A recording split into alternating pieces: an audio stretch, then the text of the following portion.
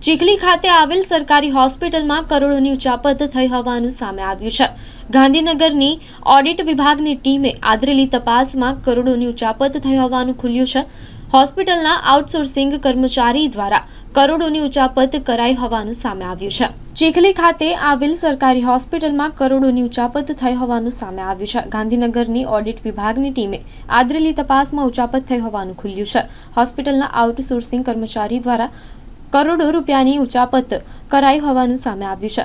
આઉટસોર્સિંગના કર્મચારી દ્વારા ₹1,64,56,231 રૂપિયાની ગેરરીતિ આચર્યાનું બહાર આવ્યું છે।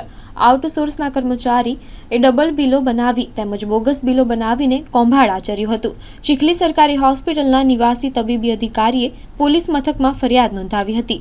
ચીખલી પોલીસે આઉટસોર્સ કર્મચારી સતીશ ભોયા વિરુદ્ધ ગુનો નોંધી વધુ તપાસ હાથ ધરી છે। આ સમગ્ર કૌભાંડમાં અન્ય તબીબી અધિકારી કે કર્મચારીઓની સંડોવણી બહાર આવે તો નવાઈ નહીં।